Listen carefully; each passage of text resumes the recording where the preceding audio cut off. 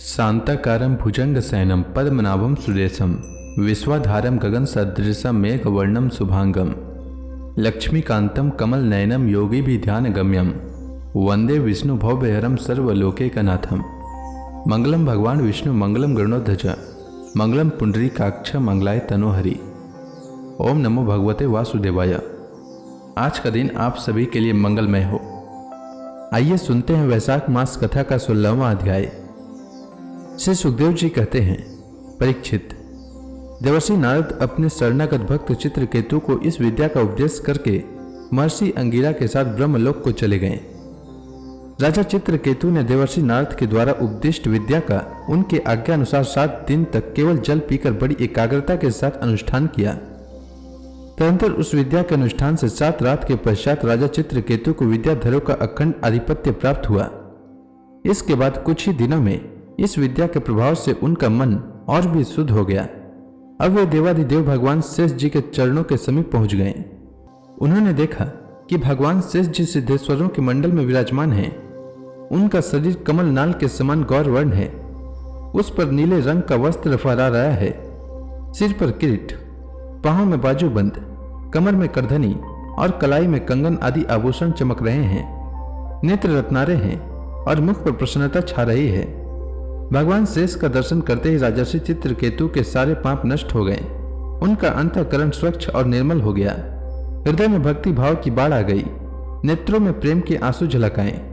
शरीर का एक एक रोम खिल उठा। उन्होंने ऐसी स्थिति में आदि पुरुष भगवान शेष को नमस्कार किया। उनके नेत्रों से प्रेम के आंसू टप टप कर गिरते जा रहे थे। इससे भगवान शेष के चरण रखने की चौकी भीग गई। प्रेमोद्रेक के कारण उनके मुख से एक अक्षर भी न निकल सका। वे बहुत देर तक शेष भगवान की कुछ भी स्तुति न कर सके। थोड़ी देर बाद उन्हें बोलने की कुछ कुछ शक्ति प्राप्त हुई। उन्होंने विवेक बुद्धि से मन को समाहित किया और संपूर्ण इंद्रियों की बाह्य वृत्तियों को रोका। फिर उन जगत गुरु की, जिनके स्वरूप का पांचरात्र आदि भक्ति शास्त्रों में वर्णन किया गया है, इस प्रकार स्तुति की। चित्रकेतु ने कहा, अजित, जितेंद्रिय एवं समदर्शी साधुओं ने आपको जीत लिया है। आपने भी अपने सौंदर्य, माधुर्य, कारुण्य आदि गुणों से उनको अपने वश में कर लिया है। अहो, आप धन्य हैं, क्योंकि जो निष्काम भाव से आपका भजन करते हैं उन्हें आप करुणा परवश होकर अपने आप को भी डालते हैं। भगवान, जगत की उत्पत्ति, स्थिति और प्रलय आपकी लीला विलास हैं। विश्व निर्माता ब्रह्मा आदि आपके अंश के भी अंश हैं। फिर भी वे पृथक पृथक अपने को जगत करता मानकर झूठ-मूठ एक दूसरे से स्पर्धा करते हैं।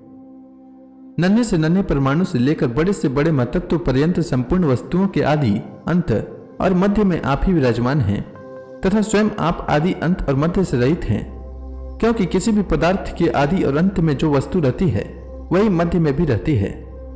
यह ब्रह्मांड कोश, जो पृथ्वी आदि 1 से 1 10 गुने 7 आवरणों से घिरा हुआ है, अपने ही समान दूसरे करोड़ों ब्रह्मांडों के सहित आप में एक परमाणु के समान घूमता रहता है और फिर भी उसे आपकी सीमा का पता नहीं है।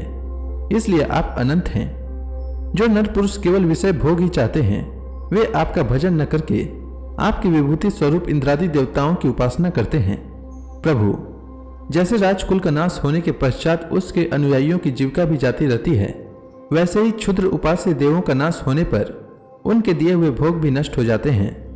परमात्मन, आप ज्ञान स्वरूप और निर्गुण हैं। इसलिए आपके प्रति की हुई सकाम भावना भी अन्य अनेक कर्मों के समान जन्म मृत्यु रूप फल देने वाली नहीं होती। जैसे भुने हुए बीजों से अंकुर नहीं उगते। क्योंकि जीव को जो सुख दुख आदि द्वंद्व प्राप्त होते हैं वे सत्वादी गुणों से ही होते हैं, निर्गुण से नहीं। हे अजीत, जिस समय आपने विशुद्ध भागवत धर्म का उपदेश किया था उसी समय आपने सबको जीत लिया। क्योंकि अपने पास कुछ भी संग्रह परिग्रह न रखने वाले, किसी भी वस्तु में अहमता ममता न करने वाले आत्माराम संकारी परमर्षि भी परम साम्य और मोक्ष प्राप्त करने के लिए उसी भागवत धर्म का आश्रय लेते हैं। वह भागवत धर्म इतना शुद्ध है कि उसमें सकाम धर्मों के समान मनुष्यों की वह विषम बुद्धि नहीं होती कि यह मैं हूं, यह मेरा है, यह तू है और यह तेरा है। इसके विपरीत जिस धर्म के मूल में ही विषमता का बीज बो दिया जाता है वह तो अशुद्ध, नाशवान और अधर्म बहुल होता है। सकाम धर्म अपना और दूसरे का भी अहित करने वाला है। उससे अपना या पराया किसी का कोई भी प्रयोजन और हित सिद्ध नहीं होता।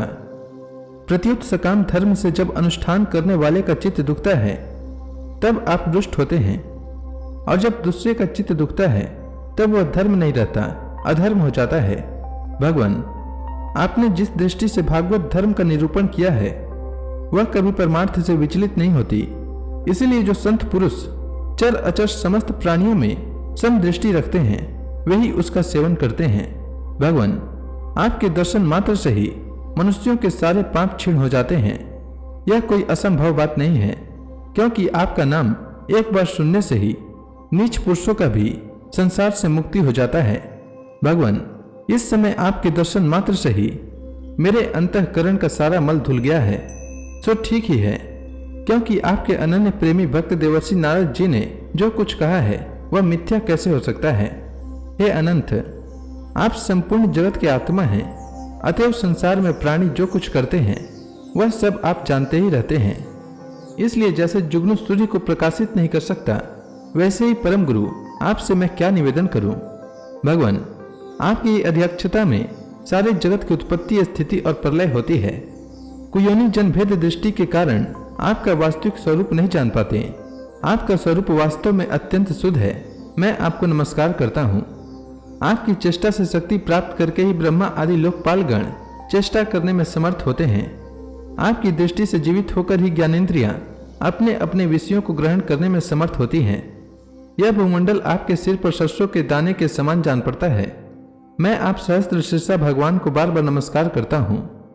श्री सुखदेव जी कहते हैं, परीक्षित, जब विद्याधरों के अधिपति चित्रकेतु ने अनंत भगवान की इस प्रकार स्तुति की तब उन्होंने प्रसन्न होकर उनसे कहा। श्री भगवान ने कहा, चित्रकेतु, देवर्षि नारद और महर्षि अंगिरा ने तुम्हें मेरे संबंध में जिस विद्या का उपदेश दिया है उससे और मेरे दर्शन से तुम भली भांति सिद्ध हो चुके हो। मैं ही समस्त प्राणियों के रूप में हूँ, मैं ही उनका आत्मा हूँ और मैं ही पालन करता भी हूँ। शब्द ब्रह्म और पर ब्रह्म दोनों ही मेरे सनातन रूप हैं। आत्मा कार्य कारणात्मक जगत में व्याप्त है और कार्य कारणात्मक जगत आत्मा में स्थित है, तथा इन दोनों में मैं अधिष्ठान रूप से व्याप्त हूँ और मुझ में ये दोनों कल्पित हैं।